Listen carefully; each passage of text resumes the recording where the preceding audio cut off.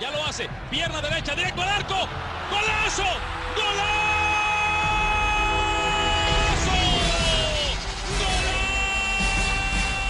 The world of football with a soccer perspective.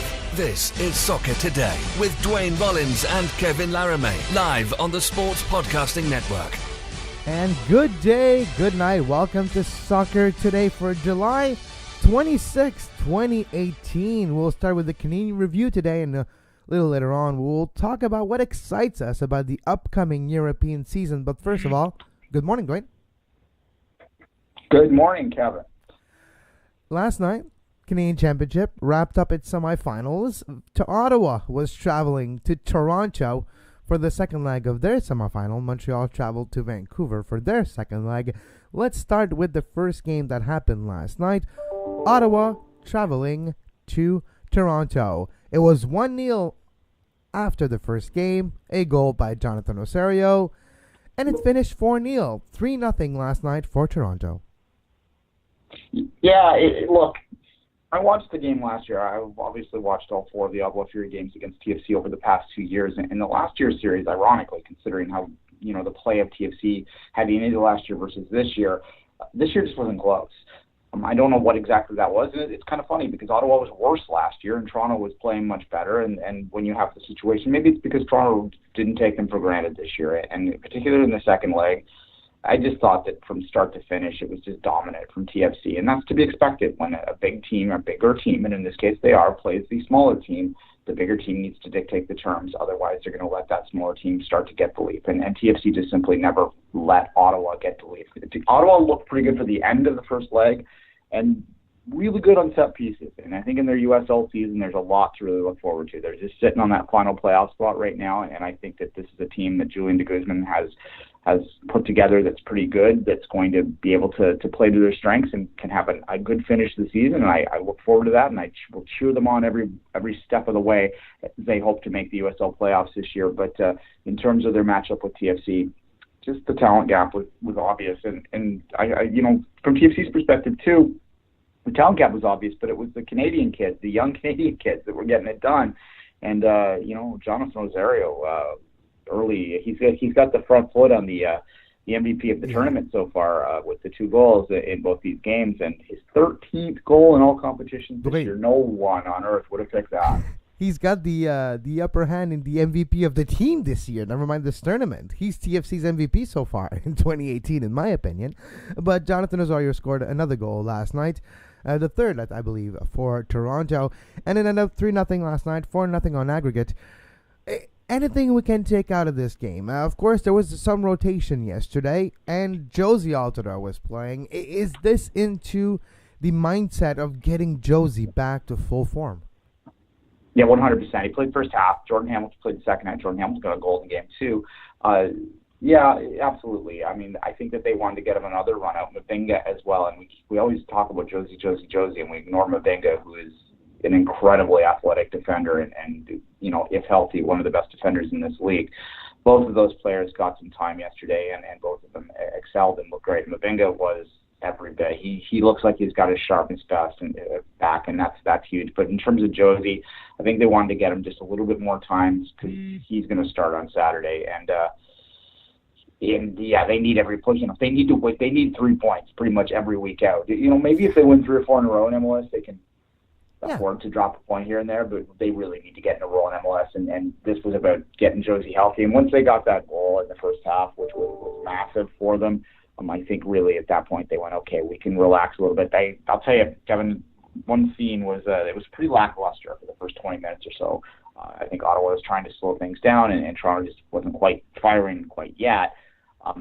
The subs, so Bradley and Javinko and the whole 9 yards, got up to warm up in the south end, and the whole south end, who had been pretty dead for most of the game at that point, stood up and were cheering and they were singing and all that because the stars were standing up. And then it wasn't long after they stood up to do that warm up that TFC got the goal, which pretty much salted the tie away at that point. Ottawa needed to score 3 to eliminate them, and then they sat down, and I think Javinko just walked down the tunnel at some point in the first half, and that was it. They knew he wasn't going to touch the field, and they didn't need to use him, and that was probably for the best. Well, yes, it was for the best. Javinko has been trying to carry this team by himself when all the injuries occurred, so Now he needs a bit of a rest to get ready for a stretch that they need to win. You mentioned putting a few good results, a few wins in a row. Basically, Toronto needs to do in the next month what Montreal has been doing in the last month and a half in the league.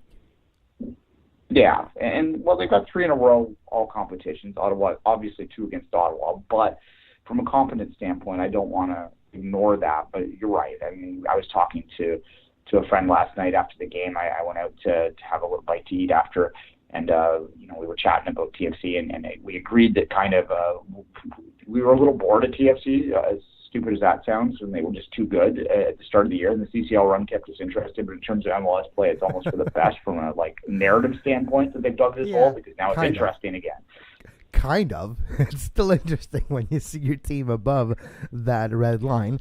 But we'll see what TFC is able to put together, if they're able to put together a few strings of win, because results just don't cut it at this point. You're right, they need wins. They need 3 points almost on every single occasion.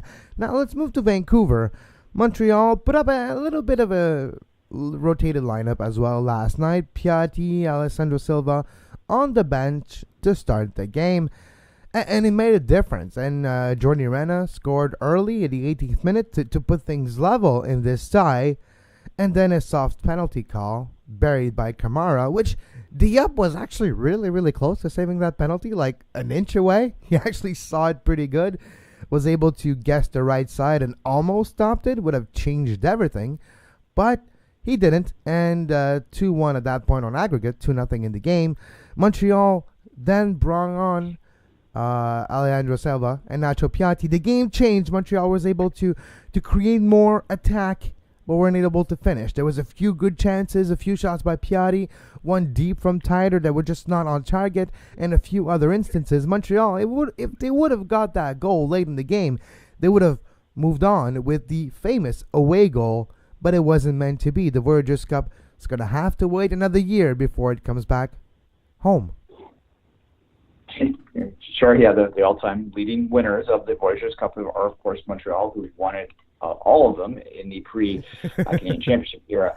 10 or 11, I can't remember, but I think it's 10 total with the one in 2015. 14 left in the 2015 run. I'd have to, I don't know off the top of my head what TFC's at right now, but I'd have to think if TFC wins it this year, they're starting to be able to, they're on the same straight away now. I think if they do that, Vancouver has the one, so there you go. Look, I think that this was in many ways the Whitecaps impact game, understandably, was kind of a tactical battle and sort of a chess match that both managers were trying to sort of see what they could get away with. And we were talking off air, and I think you said this on your friend's show, that Montreal really lost the series in the first leg when they didn't take advantage of the run and play that they had in that game. And last night, you're right, once Piatti and the others came on, it was a different looking Impact team. And I watched the last 20 minutes of that game with my browser open to via.ca because I was ready as soon as they scored the goal to pull the trigger on a train ticket down on the 6th of August. But alas, I saved a little money. About $100 it was going to cost me. They weren't too bad. Not too bad. It was pretty good altogether. But nonetheless, I'm not flying to Vancouver for August 6th. That's I'm not paying $900. Patreon.com/Sports Podcasting Network if you want. But no. Well, you just have to wait for the second leg. The second leg will be in Toronto anyway. So the first leg of this game will be August 8th in this Canadian Championship 2018 final for the Voyageurs Cup between Vancouver and Toronto. Now, when we look at this matchup of the final, who is the favorite?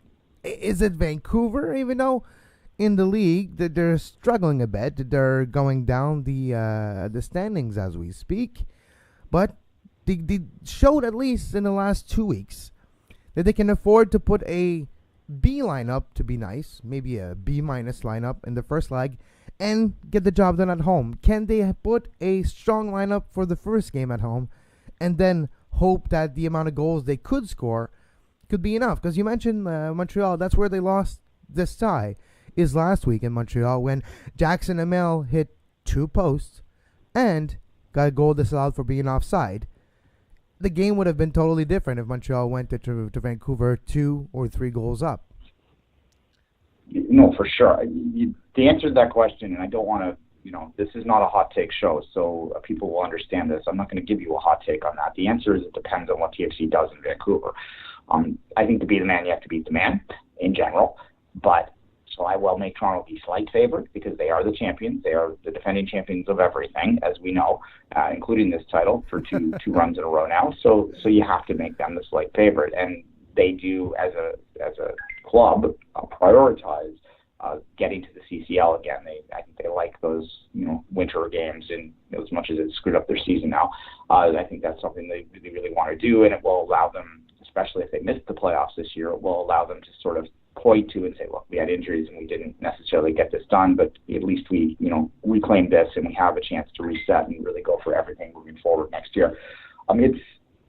That said, I don't know what Greg Randy's going to do in that first leg, because I do think they believe they can close the gap and get back into that MLS playoff. And obviously the grand prize is to win the MLS Cup again. And if they get in the playoffs, I know they believe they can win it. And really there's not a lot to argue that they can't. So once I see that lineup, I'll give you a more concrete answer. But if they can get out of Vancouver down 1 or less, then I think absolutely Toronto will win this series. If Vancouver can score 2 at home, I think Vancouver's gonna hold off in Toronto, and they're gonna finally get their second. They're gonna finally get a little bit of sweet revenge over TFC. I don't say revenge. They'll enjoy it. The Vancouverites will enjoy winning the Voyageurs Cup in the center of the universe. So that'll be fun for them. But ask me after the first. Not even after the first leg. Ask me after the lineups are out of the first leg.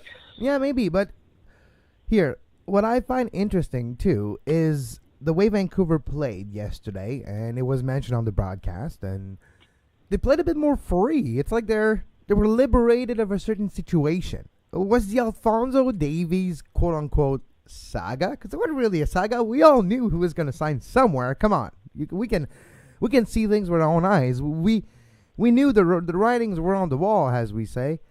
And Alphonso Davies was on his way out. But could this saga and could this, I don't want to say turmoil either, but it could have been a distraction for the team or for Robinson. And he's been asked about this question almost every day over the last 10 days. So now that it's been done, and we know that he was in Philly last night to watch the Bayern Munich game, and he had his physical. We've seen the videos. Look at my Twitter feed, on my Facebook page. I retweeted the videos from Bayern Munich talking about Alphonso Davies and his story and his physical, and you can see how fit he is. But was that saga, was that distraction, the fact that now it's resolved, it felt like Vancouver played a bit more freely? Perhaps. I don't know how much it would have distracted the other players. I think they probably would have been a little more informed of what was going on and probably had an understanding that he was going to eventually go to Bayern Munich. I know PSG swept in at last moment. They knew he was going somewhere big, right? And that's true. I'm sure that no one's talking about this. PSG almost came in with more. Well, they did came in with more money, but it was a bit too late. Pen was already on paper. My God, a Canadian player was being bid between PSG and Bayern Munich. What world are we living in? Anyway. Well, Besiktas tried a few weeks ago. Let's not forget that. But Besiktas did not fork out enough money. Yeah, well, Besiktas, they would have looked at and went, you know who's bidding for them, guys? You might want to, oh, you're cute. That would have been what they would have said. We'll get the next one. Atiba, get us the next Canadian prospect. Yeah. Oh, we've heard about this Canadian kid. Yeah, no. Can I interest you in Jonathan Osorio? Maybe, I think it's that. Maybe, yeah. Anyways, go ahead. Which we can talk about, but yeah, maybe that's a topic for another day. We should try and get Jonathan Osorio on the show. We haven't interviewed a TFC player ever, an active one. I don't know. It's been a long time. Yeah, even it's called football days. We can never get TFC players because every other team would work with us. The TFC wouldn't figure that one out. But at any rate, enough of that. All right. Look, Vancouver, Toronto. It's going to be an interesting final. You asked me, what do you think? Who do you think wins it? What are your early? I mean, August 6th is a ways away yet, but what is your initial gut reaction to who's going to win this? Both teams are in a particular situation when it comes to their league standings. So it's going to be up to the depth of the team. Who has the more depth into its roster? now that Toronto's players are slowly coming back from injury and getting back into form, and Vancouver showed that some of their Canadian kids, some of their players too on the sideline, could actually help and be influential, at least in this tournament. So I have to agree with you in a way. It depends what lineup they do put out for the first game on both sides. But it's going to be who's the most depth. And for me, Toronto has the most depth if you don't look at the injury list. The fact that injury list is slowly getting shorter is beneficial for Toronto. But their hole that they've dug themselves into the league might be to the detriment of the Voyageurs Cup, and especially with all those games in a very short time. And it's philosophically speaking, both teams want to win it, but when it comes down to playing on a Wednesday and on Saturday and the following Wednesday and the following Saturday, you have tough choices to make. Who's going to make the toughest choices, and who's going to decide to maybe gamble a little? I think with what Toronto showed us last night, but granted, Vancouver did put a strong lineup too. No Felipe, but Kai Kamara was there, and there was Jordi Rena and Mesquita. So there was a strong lineup on Vancouver's side. But if Josie play here, let's put it this way: if Josie plays, Toronto wins. That should just be on the badge for the rest of the year, Kevin. If Josie plays, Toronto wins. That should be their club logo. Forget all for one. If Josie plays, Toronto wins. Should be on the back of the collars. All right. Should we take a little quick break and have a little European warm-up? We're going to have a little warm-up conversation for the European season, which is right around the corner. Exactly. We'll take a very short break and come back with a little light conversation about what we expect in the few weeks.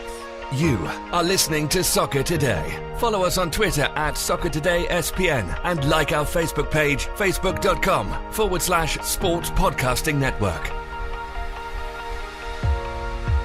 You can find the podcast version of all the shows we do on iTunes, Apple Podcast, Google Play Store, TuneIn Radio, iHeartRadio, and anywhere you get your podcast. And we're back on Soccer Today. Get your beautiful SPN mug like this one at sportsinspired.ca, the official store of the Sports Podcasting Network. Now, Duane, the European season starts just in a few weeks, August 10th and August 18th, 17th, and then August 5th. All the different leagues in Europe, the biggest one, from France to Germany to England to Italy, starts in the next few weeks. And we were thinking of having just a little conversation of what are the top 3 things we can't wait to see, and maybe the one that we really don't have a lot of time for. Let's start with the fun things we need to see, and I'll start with you, Duane. What is one of the most expected possible things for you in this European season? Well, one of the things I'm most looking forward to seeing in this European season is and I'm going to stick to brand here to start. Obviously, Manchester City had 100 points in the Premier League last year. That was a phenomenal season, a record-breaking season in every capacity. But there was one thing that they didn't do, one thing that I think that they internally really list, they wouldn't say this out loud, but internally are listing as probably a priority, and that is to match the famous Arsenal team and to go through an entire season without losing. Now, yes, I'm being a bit of an arrogant City supporter here, but I am looking forward to see whether, well, they got 100 points last year. Thank you, Liverpool. Let's not forget Liverpool, what Liverpool did for the rest of the league last year. Yeah, so I'm going to enjoy the start of the season. They start with Arsenal looks okay to me this year. I could almost add that as something maybe to see what they look like without Wenger there. So maybe this will end in the first week, but just to watch that chase and see it slowly start to build. If we get into October, November, and they haven't lost, then City fans will gladly start to think about it. If we get in through December and they still haven't lost, then everyone's going to be talking about it. It's going to be a very interesting chase. Maybe this ends early, but that idea, that concept of seeing where you can push a little bit further is interesting to me. And, maybe they're going to prioritize, well, they are prioritize the Champions League too, but this is a club that feels that they have enough depth and enough strength across the board. 10 years after the takeover, which is coming up in a month, it'll be the decade anniversary of City winning the lottery. They're already talking about stuff like this. So, you may not like the fact that the money came in, and I understand that from philosophical, level, but you can't deny that it didn't change that club immensely, and that they've been successful in every way that the money should allow them to be. They're not looking at the championship anymore. So just that is big too. But that's something else. One of the most, for me, and you started with the homer one. I'll start with my homer one. When I look at Chelsea, a club that might not be done his transfer move, with a lot of rumors with Hazard maybe replacing Ronaldo at Real Madrid, or a lot of movement. For me, it's the movement on the sideline that was kind of interesting for Chelsea. They sacked Antonio Conte, and now Antonio Conte is suing Chelsea of how the sack happened. Maurizio Sarri, former head coach of Napoli, who's been replaced by Ancelotti in Napoli, and now that's a lot of but now he's coaching Chelsea, and Sarri. For me, his philosophy of how to coach and not necessarily caring about the transfer market, the club will get players, he'll teach the player he has and mold them into the type of soccer he wants to play.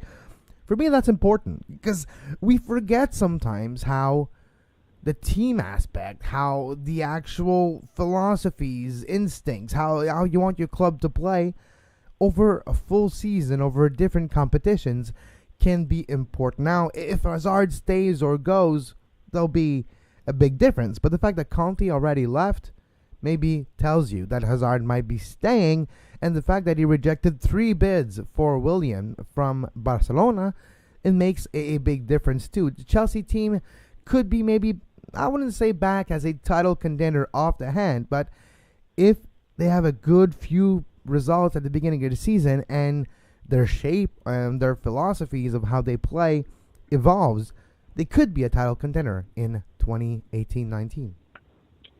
Yeah, and look, I mean, if City doesn't, go out gangbusters like they did last year, the title race could be incredibly interesting in the Premier League for sure. Yeah, I think City has the potential to go out gangbusters, but they also, things happen. The ball is round, and we've seen them slip back before. So until they do it 2 years in a row and consistently do it 2-3 years in a row, we can't just assume that they're going to. And last year could have just been a special case.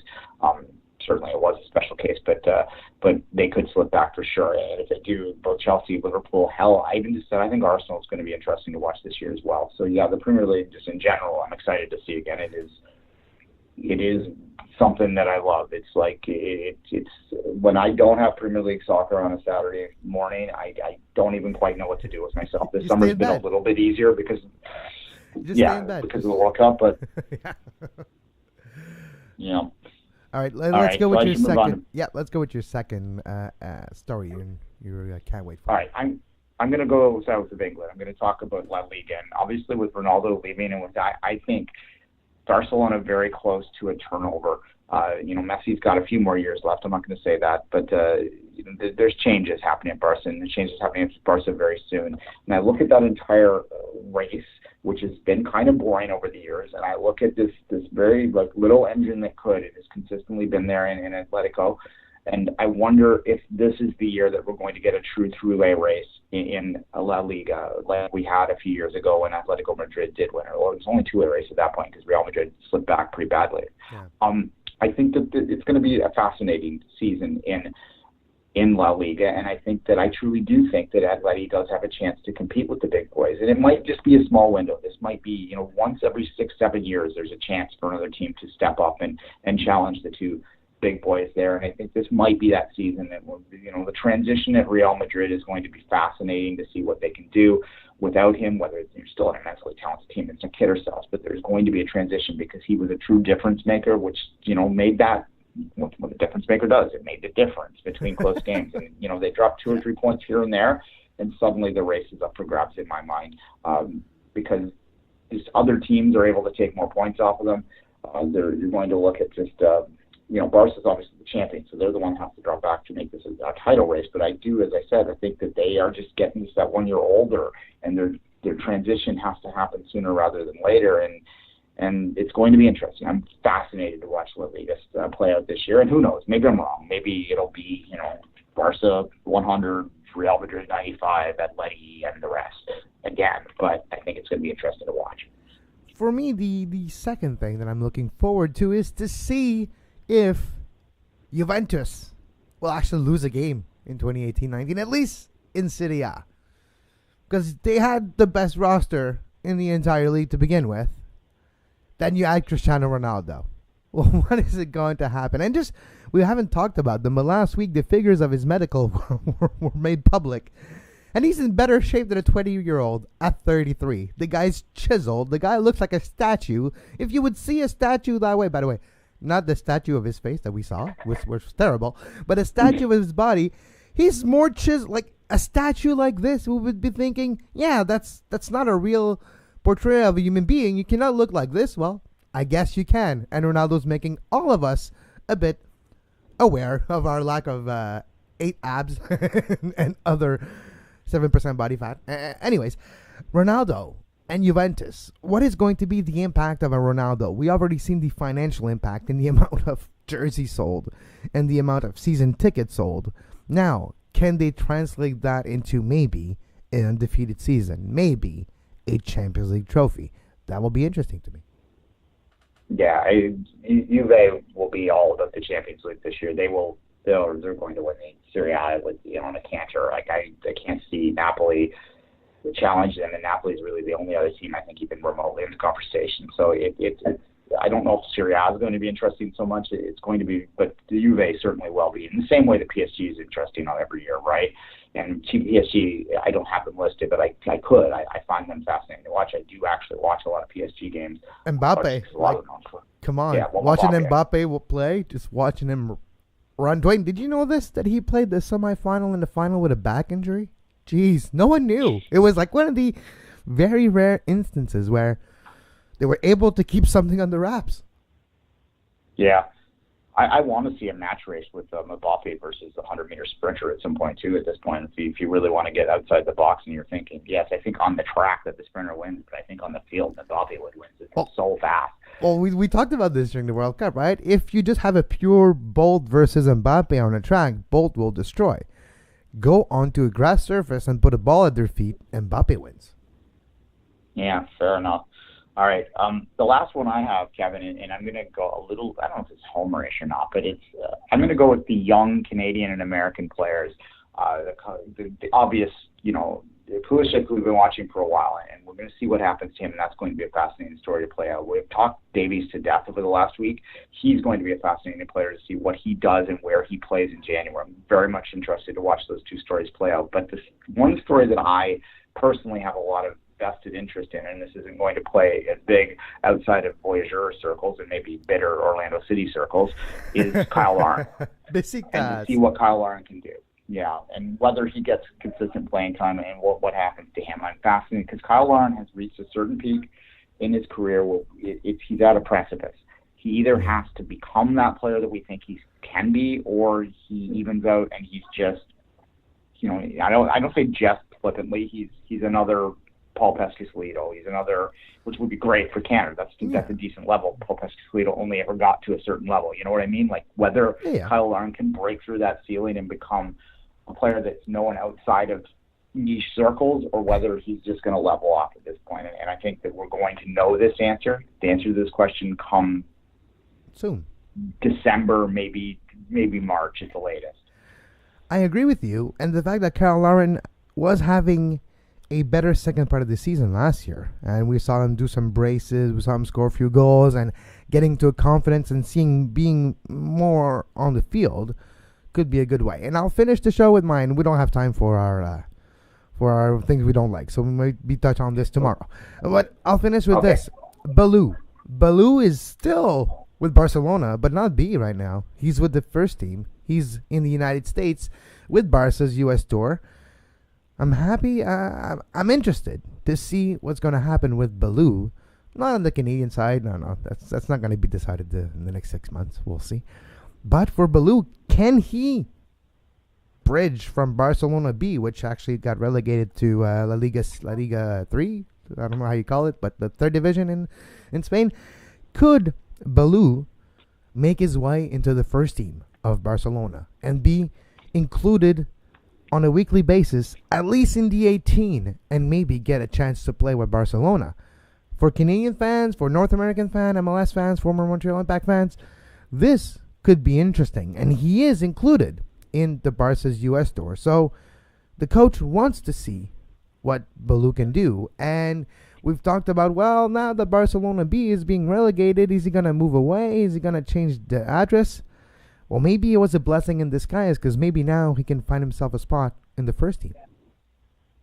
Yeah, no, certainly that is it's something to watch for sure. I'm trying to look up when the next African Cup of Nations is. They changed the schedule on that, but so I'm not sure off the top of my head, and unfortunately my internet is not cooperating with right now. But when you answer the Canada question, that's when it's going to be answered, when the next African Cup of Nations qualifying happens, because that's when he'll have to make that decision. But in terms of him in Barcelona, yeah, you're right. I mean, I think he's still obviously going to play at Barca B for the most part this year, but I do think the fact that he's on this tour is an indication that they do take seriously and want to look at him very closely to see what he might be able to bring. And you know, as I said, Barcelona's close to a transition time, and he might see some Copa del Rey time, and hopefully he does. And you know, I'm not.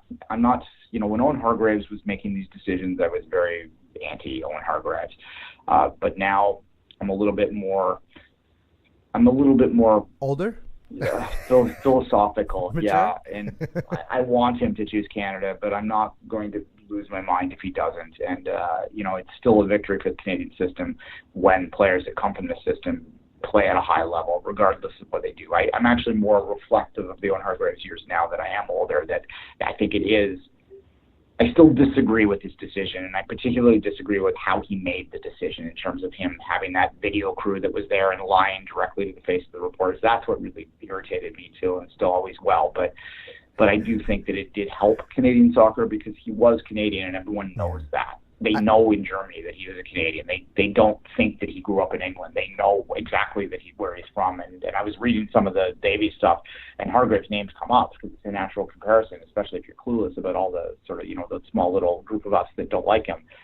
They have no clue about that, and they say, yeah, it's the second Canadian we've had. They don't even, they accept the fact that players play for national teams that aren't necessarily where they're from sometimes. Yeah, exactly. And maybe that's you know what you said reminded me of another situation where a certain player lied to your face just a day before announcing that he was American. And that Canadian, hi Teal, how you doing?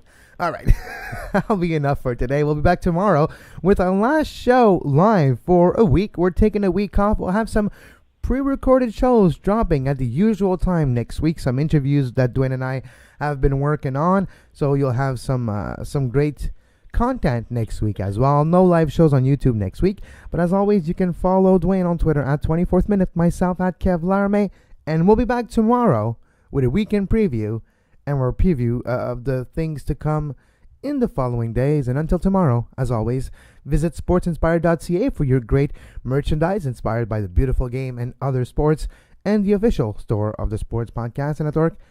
And as until tomorrow, have a great soccer. You can find the podcast version of all the shows we do on iTunes, Apple Podcast, Google Play Store, TuneIn Radio, iHeartRadio, and anywhere you get your podcast.